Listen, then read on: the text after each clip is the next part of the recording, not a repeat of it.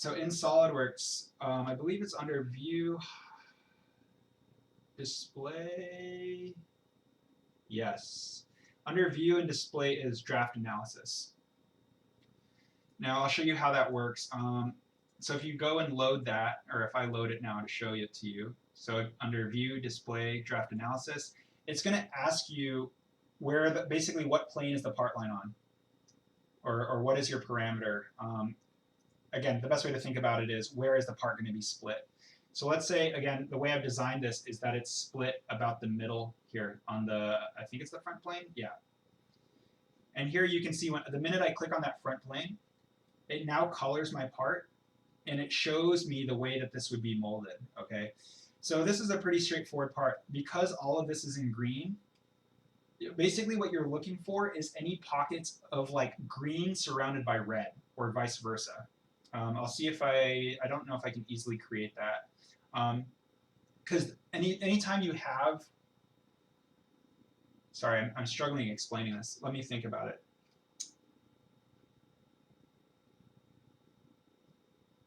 The green faces represent a mold direction. So all of these faces being green are, the SolidWorks is saying these can leave a mold easily, is basically one way to think about it. The red, it's in the opposite direction. So this can leave the opposite mold easily.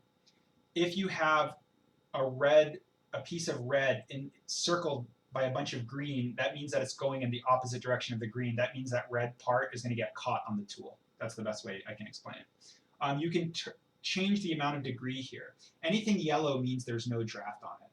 So this is 0 degree draft. And you can see here it says requires draft. Honestly, I'm not worried to that level. If you have like large patches of yellow, you should be concerned. If you recall, when we extruded these part lines, I told you not to put draft on it, and that's why they're yellow now. You can see here, let's say you can change the amount of degree. If I change this to a 6 degree draft, it now highlights anything that is not within 6 degrees of draft. If you recall, we did it all to 5 degrees.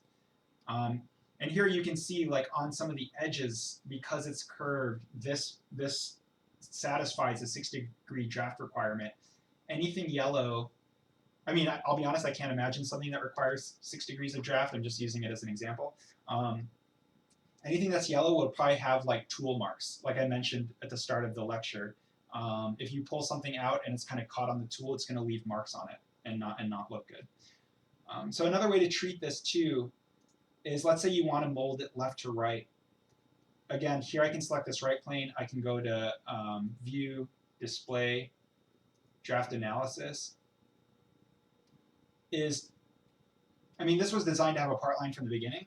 Let's say you designed a solid body and you're not sure where to put the part line. This is a tool that can show you where the part line should be. So here I can see it's green on the left side, red on the right side. Now I know where it comes together, this is where the part line should be. These big yellow, for the most part, for your design careers, for school, you could probably ignore yellow. You can ignore yellow, I should say, not probably. You can ignore yellow. I would just say for this project, when it comes to the final design, that's where I want draft. And so, that's where I'll be looking. This is where it will be useful, is for your final design is a kind of, if you're not sure where to put the part line, if what I just went through with the sketches is not clear or confusing, or you come up with a new design and you haven't got my feedback, this is one way to get SolidWorks to kind of calculate it for you and tell you where that part line should be. You can see here, though, actually, here's a case. Here's a perfect case where there's red inside of green, right? So you can imagine if this is molded left to right, this mounting point is now no longer moldable. This red here is an undercut. All the green going to the left is doable. The red is not doable. And again, imagine that this is a cupcake tin. It's baked this way. Imagine there's a long like pen shape in the inside of the cupcake tin.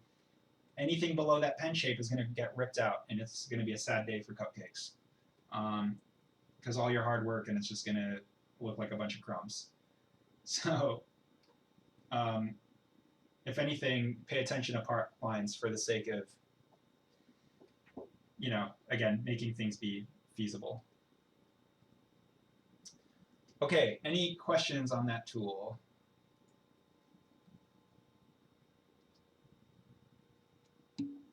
Awesome. Okay, next up, I'm going to make these clear. I think, and I know, I think it was Jocelyn asking. There's some issues here too. I'll be honest with you all. Like typically wall thickness is even. This kind of wall thickness coming to this 0 here is not typical and it's not ideal. It happens sometimes. I wanted to talk about sweeping cords and cables. I don't know. I'll try and do that quickly. So from a right view, imagine you have your USB-C in here. It's obviously not in this file. I'm just going to extrude cut, again, only through this base part. And then I'm just going to imagine that I have imagine this is my USB-C port that I just cut out of here.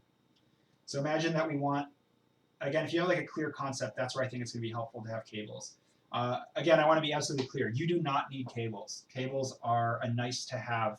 I'm showing this because it came up on Monday. We talked about doing a clear speaker.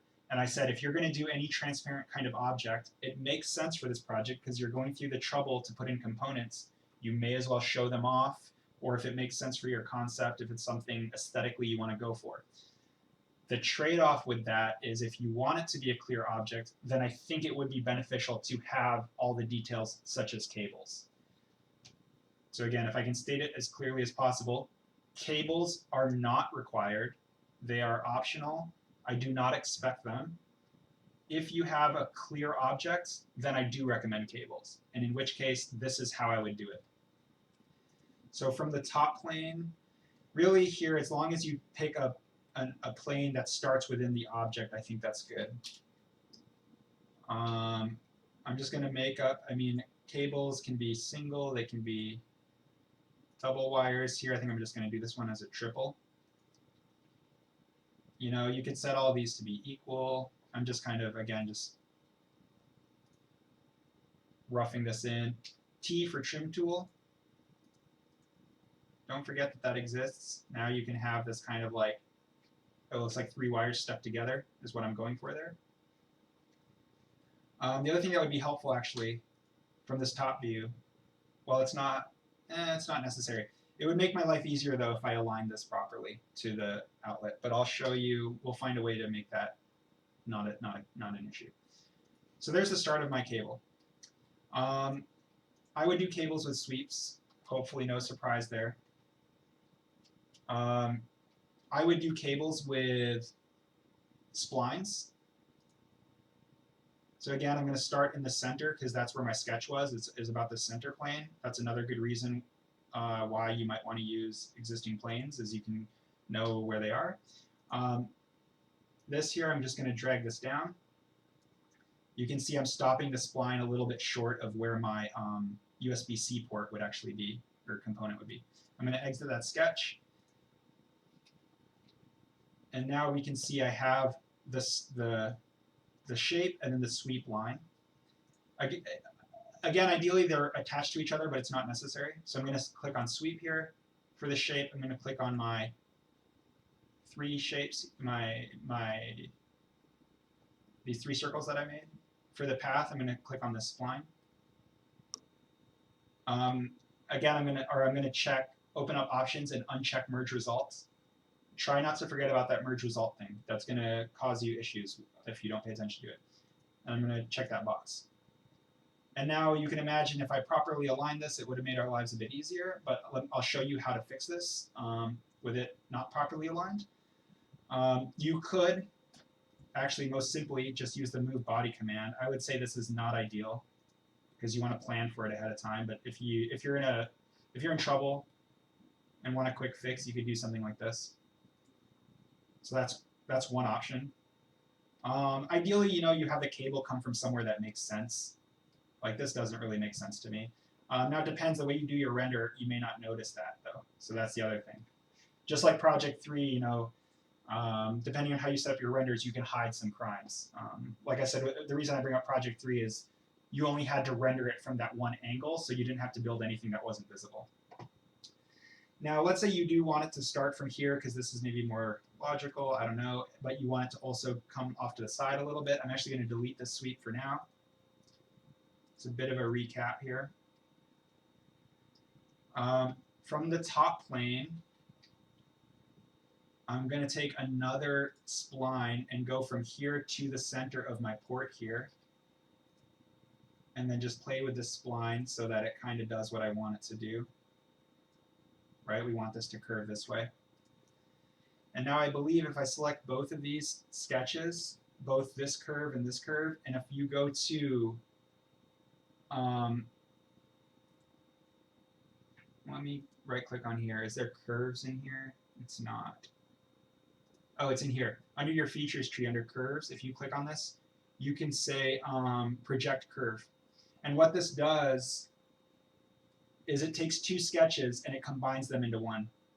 So you can see that it takes the curve of this one coming down from here, and then from a top view it takes the curve of this one. And now we have like basically a three-dimensional sketch that arcs down and sweeps to the side. And this project curve is a nice way to do chords. If you have cables, if you want to have an object that's plugged in, this is a nice way to do a realistic looking chord coming out of the back of your object. And now it's the same thing. When you go to sweep the objects, for the shape you select the three circles, and then for the sweep direction you select this projected curve. Again, I'm going to uncheck merge results, check this box, and now we have a cable that's going from where we want it to where our USB-C port would be. Are there any questions on that?